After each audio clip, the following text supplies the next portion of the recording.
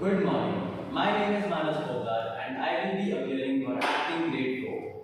The first monologue that I will be performing is taken from The Seagull, written by Anton Chekhov in the year 1895.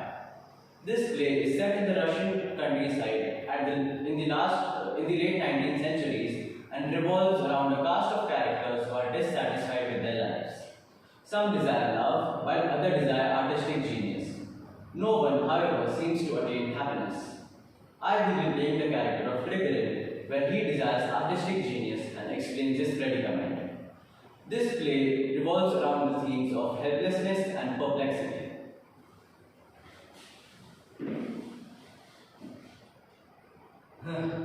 You talk of fame and happiness, of some brilliant interest in life. But for me, all these pretty words, if I may say so, are just like marmalade, which I never eat. You are very young and very kind, but I don't know what's so delightful about my life. You have heard of obsessions? When a man is haunted day and night, say by the idea of the moon or something? Well, I've got my moon. Day and night, I'm obsessed about the same persistent thought. I must write, I must write, I must write. No sooner have I finished one story, then I'm somehow compelled to write another, then a third, after a third, a fourth. I write without stopping, except to change horses like a horse chase. What is there brilliant or delightful in that? I should like to know. It's a dog's life. Here I am talking to you, but never for one moment do I forget that there's an unfinished story waiting for me indoors.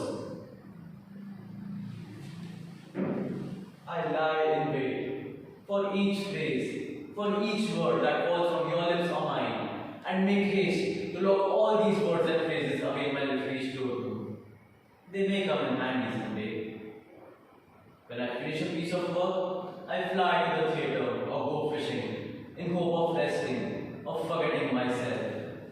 But no, a new subject is already turning up like a heavy iron ball in my brain. Some invisible forces drags me to my table, and I must make haste to write, and so on forever and ever.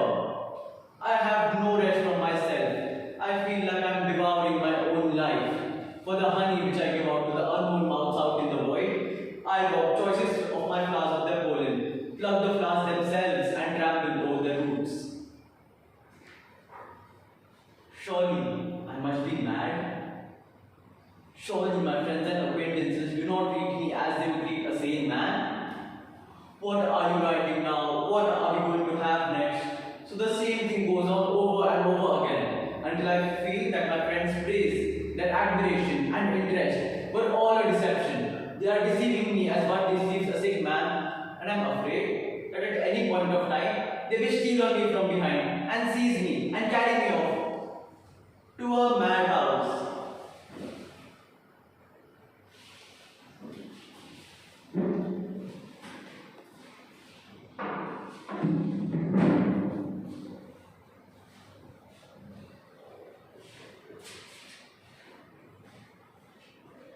I will be performing a piece from Thank You for Flushing My Head in the Toilet and Other Rarely Used Expressions, written by Jonathan Goff in the year 2007. For Achilles and Helen, getting bullied is a dismal fact of life. Achilles has his head regularly flushed in the toilet, and Helen invents reasons to arrive late at school so that she can avoid a vicious week. In this piece, Achilles is trying to pay back at the bullies and prepares a plan for it. Unfortunately, he comes back to square one. This piece revolves around the themes of payback and revenge, which contrasts with the first piece because Trigorin has already given up his urge to write and does not have the courage to overcome his plight. So that's how it goes in my mind. He shoves my head in the pool, flushes, and I pop up. Jack in the box. Thank you. The problem is that in real life, I'll never get past choking on that bowl water. My head is trying to say thank you, and the rest of me is gagging. And if the toilet wasn't even flushed before, let's not even go there. Since thank you doesn't seem to be happening, I'm working on another strategy. Vomiting. I'm optimistic about vomiting because it's all I can do not to vomit already. So this would be like going with the flow. And even better, his legs are right there. It's just point and shoot. And that's just the beginning. They say that the best offense is the good. They say that the best defense is a good offense, which is why I'm taking to the next level: preemptive vomiting. Problem at 4 o'clock. 5 projectiles on my mark. We've got them on run. I repeat, the enemy is in full retreat.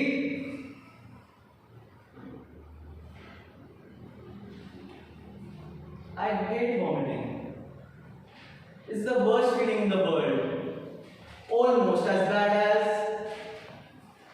having your head stuck in a flushing toilet.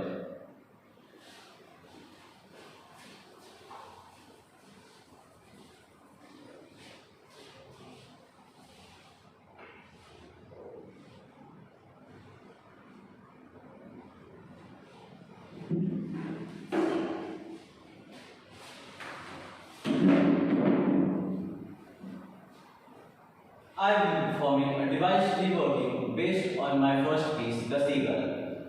In this piece, Triggering's conversation with Nina continues, and he is able to give her a new perspective about a writer's life.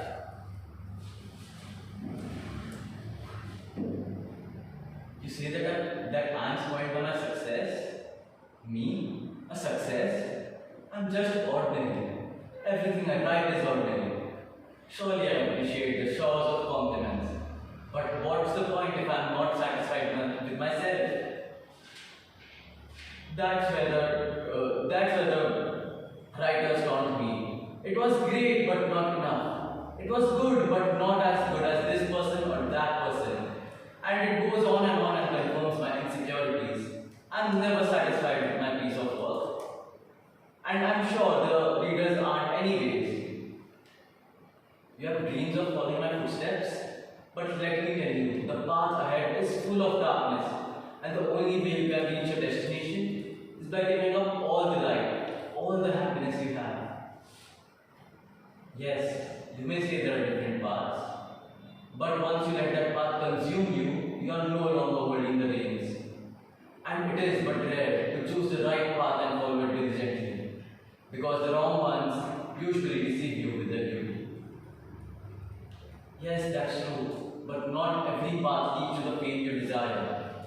The fame you think I possess is not the fame I have. It's nothing but a mirage which many fall prey to. You see, Nina, I surely appreciate all the compliments and beauty around me.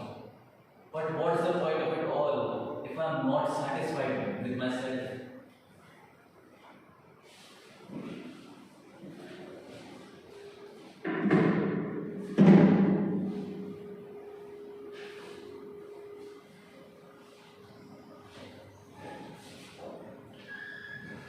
I will be performing an improvisation on the topic where your character meets your uncle's new partner for the first time, and the new partner happens to be his science teacher. Your character's first subject is science. Oh, hello, uncle. How are you today? I am very excited to meet my aunt. Oh, she's coming? Sure. Well, I'm good. My studies are going good. Not much. Not that great at school, but yeah. Oh, good morning, ma'am.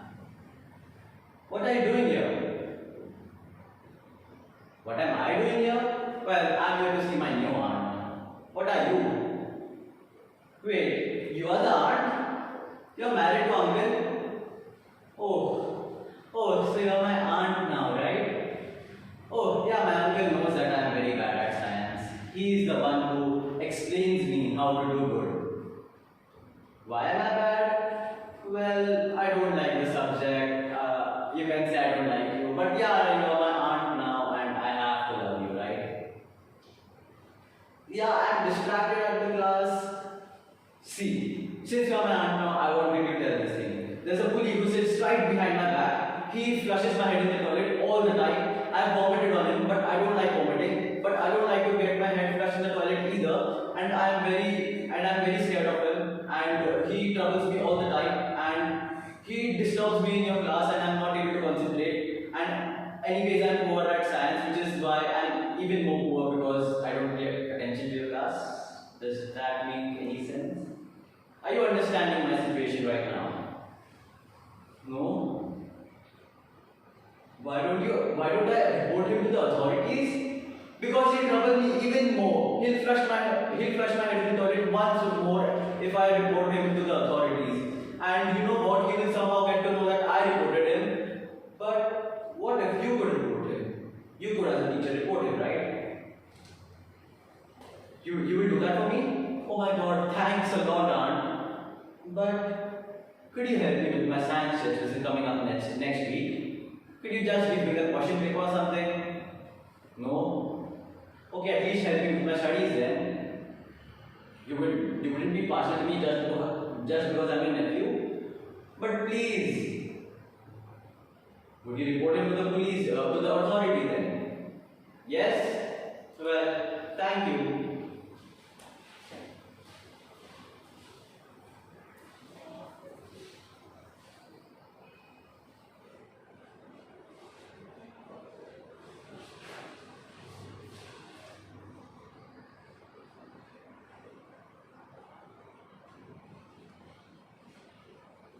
Moving on to the reflection task. How do you feel your performances went? What were you most pleased with? Starting with my first monologue, The Seagull. Overall, my performance went well. In this piece, where Devotee is trying to explain Nina about his life, that how is he not satisfied with his writing.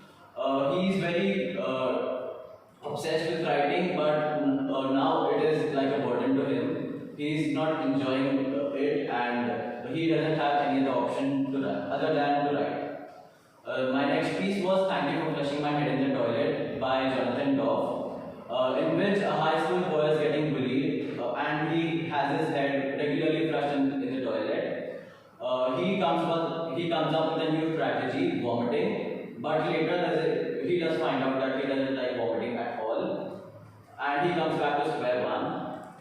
My next piece was a devised team working based on the seagull.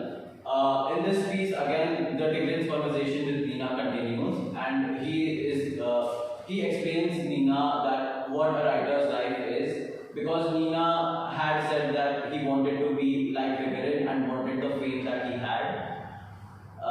My improvisation was based on my second piece was based on the character of the second piece, Achilles, where he meets his aunt for the first time and finds out that that the aunt happens to be his science teacher.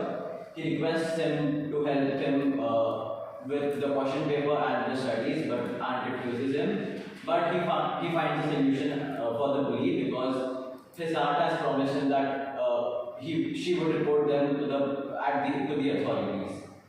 I was most pleased with my second performance, Thank You for Flushing My Head in the Toilet, because I enjoyed playing the character of Achilles, a high school boy, and also the piece was overall quite funny because he was working on a strategy in which he doesn't like vomiting.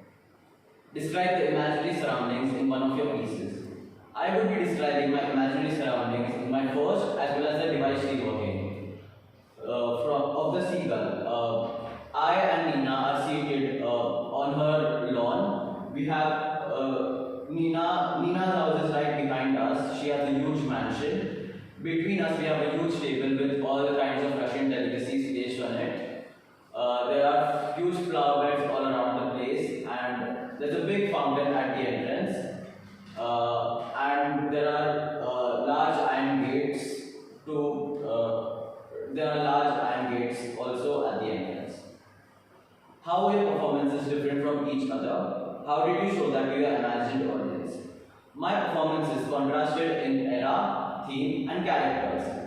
Starting with era, my first piece, The Seagull, was based in the late 19th century, whereas my second piece, Thank You for Flushing My Head in the Toilet, was set up in early 21st century.